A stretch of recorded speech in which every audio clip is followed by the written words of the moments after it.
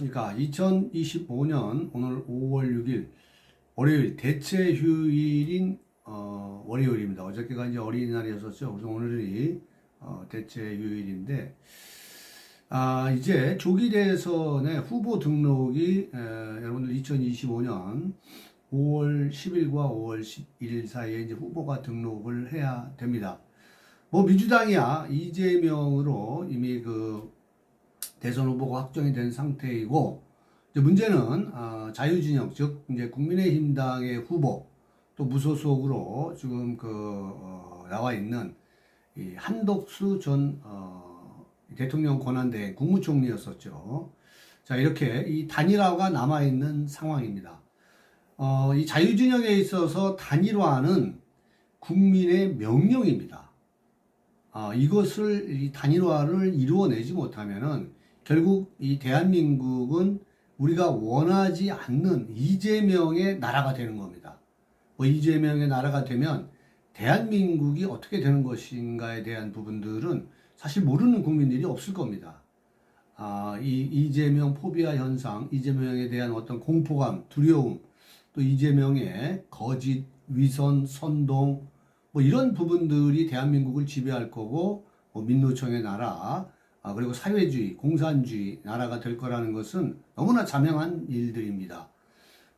예를 들어서, 윤석열 대통령이 거부권을 행사했던, 그것이 이제 그 대통령이 비상계엄을 선포할 수밖에 없었던, 그런 이유가 되기도 합니다만은, 아무튼 윤석열 대통령이 거부권을 행사했던, 이러한 부분들이 한 10개 정도만, 약 반타작 정도만 만약에 민주당에 의해서 통과가 된다고 해도 대한민국은 사회주의 나라, 공산주의 나라가 되고 이재명에 의한 어떤 독재 국가가 되는 겁니다. 그러니까 중국의 시진핑이나 또 이 러시아의 어떤 푸틴 대통령 이런 지도 체제보다도 더 이 독재주의로 흐를 수밖에 없는, 정말로 우리가 이재명의 나라는 안 되는 이유, 이런 것들이 거기에 있는 것입니다. 그래서 앞서 말씀드렸습니다만은 자유진영의 이 단일화는 사실상 국민의 명령입니다. 그런데 이게 단일화가 이상기류로 지금 흐르고 있습니다. 어제 이제 긴급하게 심야의총도 열리고, 그 심야의총에서, 국민의힘당 심야의총에서 단일화에 대한 빨리 결단을 촉구하기도 했고, 의총의 결과, 이 단일화를 빨리 해라, 빨리 결단을 해라, 시간이 없다. 오늘이 5월 6일이기 때문에 6, 7, 8, 9, 등록일이 10월하고, 이제 10일하고 11일이니까 약 한 4일 정도밖에 없어요. 그렇기 때문에 이게 단일화를 빨리 해야 되는 것은 지상 과제이기도 합니다. 그렇지만 어저께 의총도 하고 또 면담도 했었습니다만은 별 효과는 없었어요. 이거 대단히 큰 문제입니다만은 아무튼 지금 흐르고 있는 양상은 국민의힘당의 대통령 후보인 김문수, 그리고 당 지도부, 그러니까 쌍권, 권영세, 그다음에 권성동, 자, 이제 김문수와 이 당 지도부가 충돌하는 양상으로 이게 급 번지는 상황이 되어버렸습니다. 결국은 이런 것들도 사실 권력 싸움에 지나지 않는 것이거든요.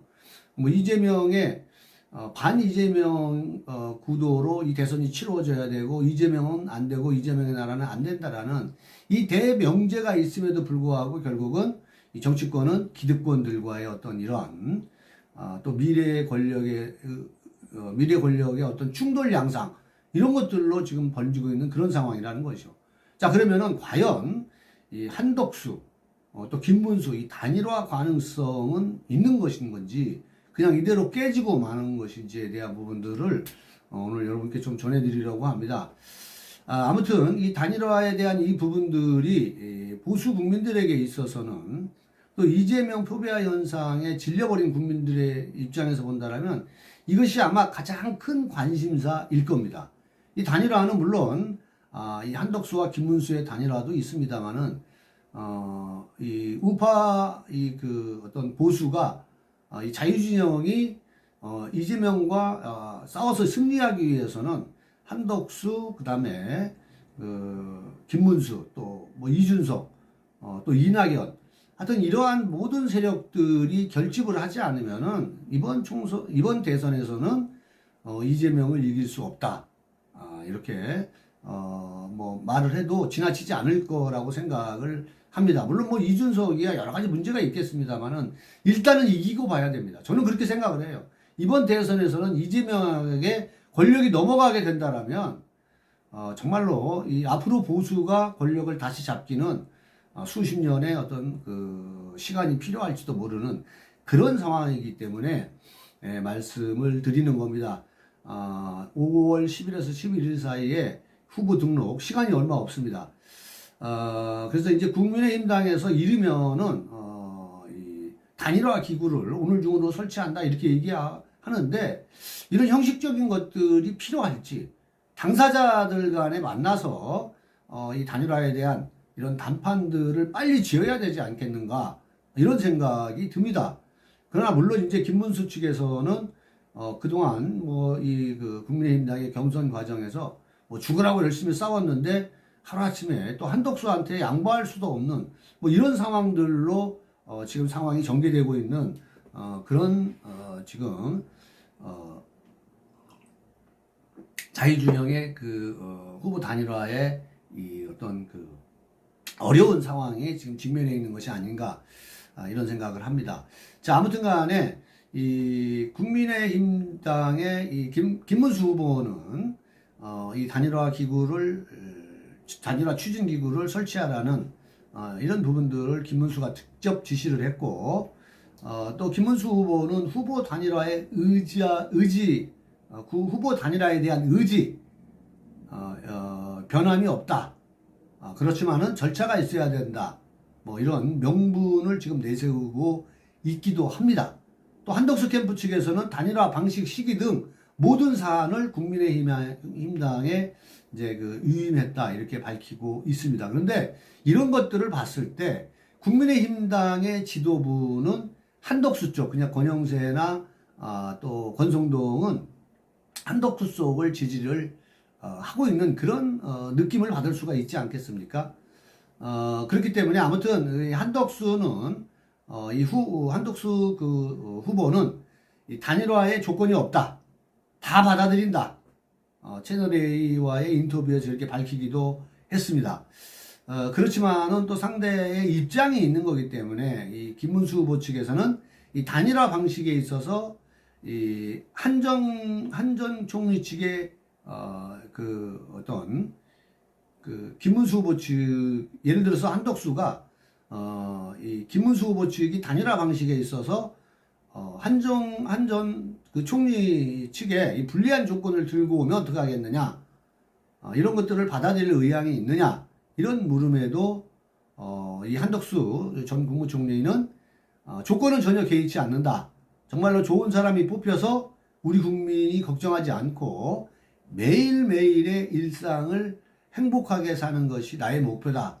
이렇게 입장을 밝히기도 했습니다. 이건 뭐 언제까지나 한덕수 측의 입장입니다. 그래서 이제 아무튼 뭐 그런 일환으로 김문수, 한덕수가 후보 선출 후에 어제 처음 만나기도 했습니다만은 간단한 인사 이외에는 별다른 그런 진전이 없는 상황입니다. 자, 아무튼 간에 이 두 사람은 대한민국의 자유진영의 운명을 걸고 이 체제전쟁에 반드시 이긴다는 각오로 반드시 이 단일화를 만들어내야 합니다. 정말 목숨을 걸어야 됩니다. 말로만 뭐 자유민주주의 체제 수호니 반 이재명 전선이니 또는 체제 전쟁이라는 그런 이야기들만 하지 말고 모든 걸 다 내려놓고 제2의 건국이라는 마음으로 자유민주주의 체제를 수호하기 위해서 두 사람 모두 마음을 다 저는 비워야 된다고 생각을 해요. 그래야지 기적을 만들어냅니다. 그만큼 단일화는 그만큼 어려운 겁니다. 그래서 괜히 시간 끌고 이 단일화를 이끌어내지 못한다면 둘 다 자유진영의 또 대한민국의 역적이 되는 것이고 두 사람의 어떤 정치 그 역사에 있어서도 이런 것들이 천추의 한이 될 것이다. 저는 그렇게 생각을 합니다. 그래서 이 두 사람이 단일화를 이뤄내지 못하면 저는 활복이라도 해야 할 판이다. 이렇게 이야기를 드리고 싶습니다. 뭐 그만큼 대한민국의 지금 이 대한민국의 나라는 이재명이라는 이러한 정말 뭐 어떨 때는 사이코패스 같기도 하고 정신병자 같기도 한 또 어떨 때는 그 사람의 눈이나 뭐 이런 웃음 이런 것들을 봤을 때 범죄자의 전형적인 모습을 띠고 있는 그런 사람으로 보여지지 않습니까? 그만큼 이 나라는 지금 절체절명의 위기에 있다. 이런 생각을 합니다. 그래서 이 단일화의 가장 그 기본은 신뢰라고 생각을 해요. 그런데 이제 뭐 제가 쭉 설명을 드렸습니다만 이 설명을 드리기 위한 건데 그런데 쌍권 그죠? 권영세, 권성대 정말 이 사람들 기회주의자 같아요. 근데 이 사람들이 단일화의 가장 기본은 신뢰인데 김문수 후보가 이제 국민의힘당의 후보가 됐는데 이게 뭐 무시하는 듯한 또 권성동은 60년생입니다. 뭐 저랑 나이가 똑같아요. 60년생인데 김문수가 6살인가가 많아요. 9살인가가 맞나요? 6살이 맞네요. 근데 김문수 후보를 무시하고 반말을 하는 듯한 이런 그 모습들을 우리가 보지 않았습니까? 또 한덕수를 노골적으로 밀고 있는 듯한 이런 모습들을 보이면은 그러면 단일화는 당연히 깨지는 거죠. 누가 권영세나 권성동 이 두 사람한테 신뢰를 가질 수 있겠어요? 단일화의 기본은 신뢰라고 하지 않습니까? 그런데 권성동은 차기를 노리는 것 같은 차기 당권을 노리는 것 같은 한덕수를 통해서 한덕수를 조정을 해서 또 뭐 한덕수 주변에 이 권영세를 비롯해서 권성동 또 김무성 이런 세력들이 포진해 있다고 하지 않습니까? 근데 이게 이런 부분들이 신뢰를 줄 수 없는 거죠. 뭐 여러분들도 아시겠지만은 국민의힘당의 대통령 후보는 당원 77조에 의하면은 후보가 되는 날로부터 당무 전반에 걸쳐서 정권을 가지게 되어 있어요.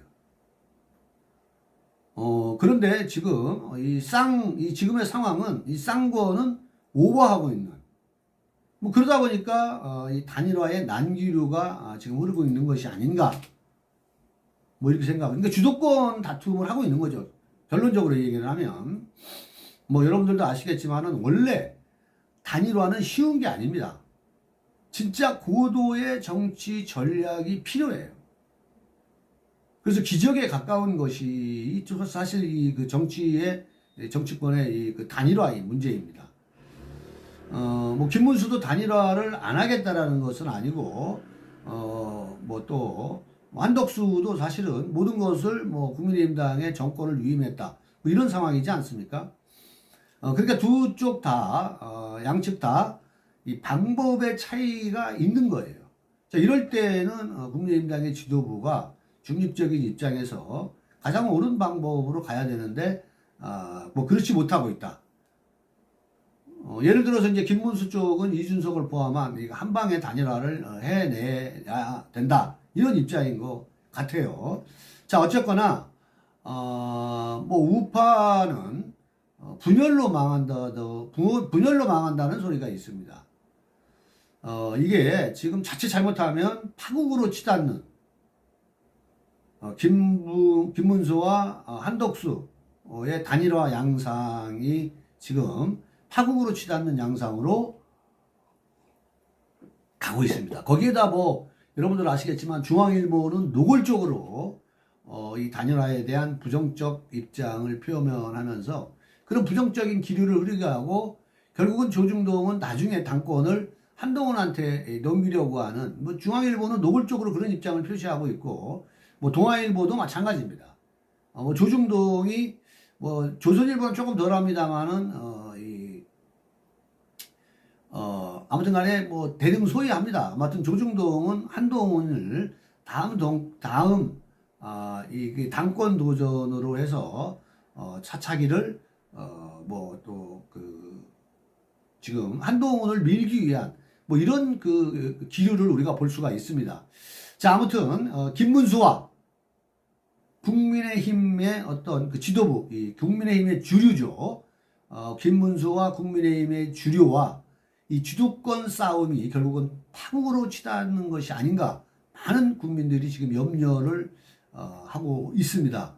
자, 어찌되었건 간에 김문수 국민의힘당 후보는 어제 그 세 가지 단일화, 어젯밤에 그 세 가지 단일화 이 조건을 요구를 했습니다. 뭐 여러분들 화면을 보시면서 여러분들이 참작을 하시기 바랍니다. 이 첫 번째는 후보는 당원과 국민의 뜻에 선출되었으니 후보의 정당한 요구는 즉시 이행되어야 된다. 뭐 예를 들어서 그 사무총장 문제가 그렇습니다. 뭐 그 사무총장은 김문수 쪽에서는 장동혁 의원을 밀었습니다만은 이 국민의힘당에서는 이 지도부에서는 받아들이지 않고 이양수를 또 유임시키는 이런 양상으로 흐르고 있잖아요. 그래서 두 번째로는 후보의 당무 우선권은 존중되어야 된다. 제가 아까 당원 77조를 얘기하지 않았습니까? 이 대통령 선거 기간 동안에는 이 당원 77조에 의하면은 모든 당무의 전권이 대통령 후보한테 넘어가는 건데, 지금 이 쌍권이 지금 이거에 대해서 뭐 김문수 후보를 뭐 무시하는 건 아닙니다만 그런 그 기밀을 엿볼 수가 있지 않습니까? 그래서 후보의 당무 우선권은 존중되어야 된다.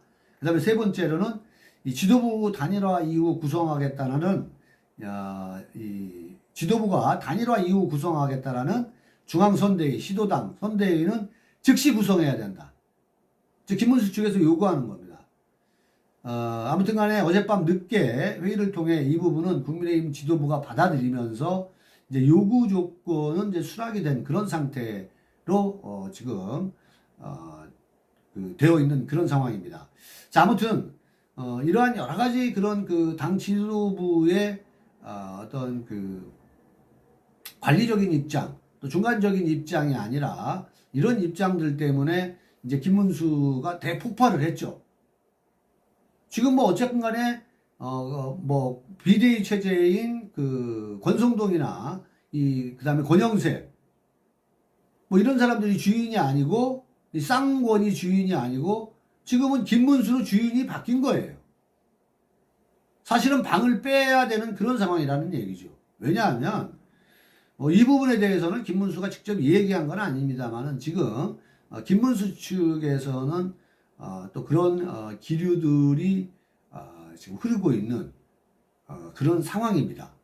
자, 그런데 국민의힘의 후보는 어찌되었건 간에 국민의힘당의 지금 후보는 김문수로 이제 그 후보가 되면서 아무튼 김문수 쪽도 뭐 김독수라는 얘기도 있지 않았습니까?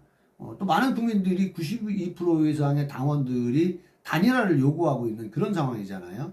그런데 김문수 쪽도 어찌됐건 간에 밀리지 않기 위해서 이 주도권 싸움에서 밀리지 않기 위해서 단일화의 기류가 조금씩은 뭐 권력의 욕심이 생기는 거죠. 자신들이 이제 주도권을 가지고 가겠다라는 거죠. 이제 주도권 양상의 싸움으로 이렇게 흘러가고 있다. 정치가 너무나 안타깝죠. 이게 지금 이재명이 대법원의 그 고등법원으로의 파기환송으로 정말 좋은 기회거든요. 정말 좋은 기회들이 윤석열 정권 하에서도 여러 번 있었습니다만은 윤석열 대통령과 한동훈의 이상한 어떤 권력 싸움, 이상 기류로 결국은 이재명을 감옥에 보내지 못하고 국민적 심판을 하지 못하지 않았습니까?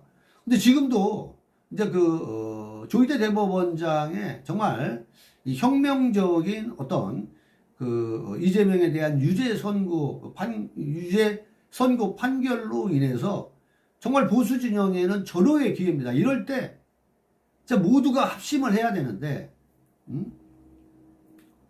이렇게 그런 양상으로 흘러가지 못하고 있는 이런 그 양상들이 너무나 가슴 답답합니다.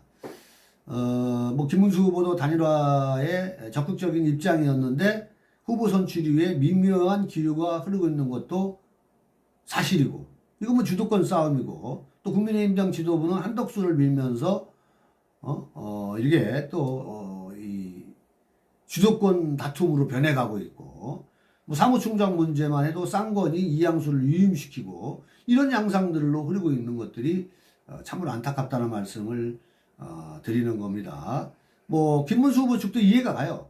죽으라고 경선에서 국민 후보가 됐는데 한덕수에 양보하라는 이런 모양새로 몰아붙이려는 것들이 이해를 하겠습니까? 김문수 후보나 당사자나 또 김문수 후보 측에서는 뭐 그러니까 이제 김문수 후보 측에서는 또 김문수도 뭐 버럭할 수밖에 없는 그런 상황이다. 그런데 이제 우리 국민 여러분들이 김문수나 한덕수나 누가 더 어떤 이재명과 싸워서 이길 수 있고 승리할 수 있느냐, 이건 아마 국민들 각자가 또 다 다를 거예요. 뭐 제가 다 여론조사를 했는데 뭐 제 뭐 유튜브 내에서 뭐 설문조사를 해봤는데 뭐 월등히 김문수가 이렇게 또 뭐 그 적합하다, 적합도에서 김문수가 우세한 쪽으로 나오고 있는데 그건 뭐 별반 큰 의미는 없을 것 같아요.